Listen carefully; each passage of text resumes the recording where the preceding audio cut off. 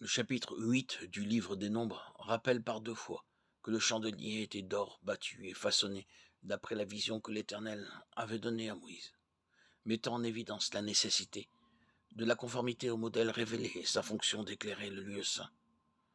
Le passage d'un état descriptif à celui d'instruction concernant les Lévites les désigne comme les représentants et témoins de la pensée céleste de Dieu, par lesquels il maintiendra son témoignage. 3 sacrifices étaient ordonnés pour leur consécration. L'offrande ordinaire de fleurs de farine pétrie à l'huile, le taureau pour le sacrifice d'expiation et l'holocauste.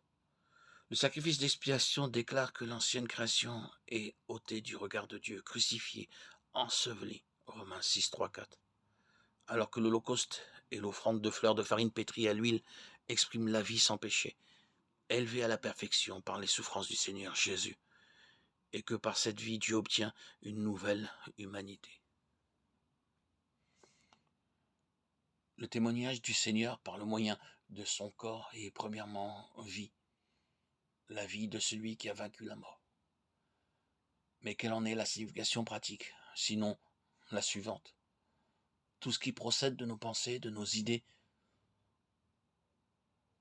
tout ce qui est conçu et à sa source dans notre âme signifie mort et appartient à l'ancienne création. C'est un démenti à la vie. C'est toujours ce que cherche l'ennemi, introduire l'ancienne création avec sa vie déchue dans les choses de Dieu.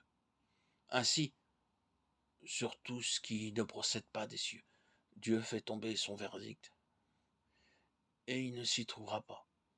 Soulignons donc à nouveau, pour être bien compris, que tout ce qui procède de l'homme naturel, l'homme psychique avec les intentions les meilleures, signifie mort. La croix, dans sa signification plénière, est donc un verdict, un jugement sans appel sur la vie naturelle issue d'Adam. Elle est une fin absolue de ce que nous sommes en nous-mêmes, non seulement en ce qu'il y a de mauvais, mais aussi de ce que l'homme considère comme étant bon. C'est final, sans appel. Dieu ne reviendra pas sur ce qu'il a déclaré. Il n'y a pas un seul juste, pas même un seul. Tous sont corrompus, tous sont pervertis.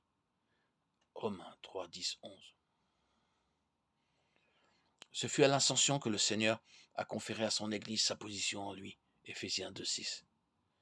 Les 2 promesses faites aux disciples à la fin des 40 jours, le baptême de l'Esprit et le revêtement de la puissance d'en haut, devaient permettre à l'Église d'occuper expérimentalement sa position en Christ et d'accomplir depuis cette position sa vocation pour être l'instrument du dessein de Dieu, le canal par lequel l'autorité et la puissance de Dieu s'exerceraient dans les lieux célestes et sur la terre, selon la déclaration du Seigneur.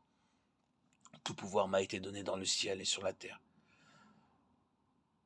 Matthieu 28, 18.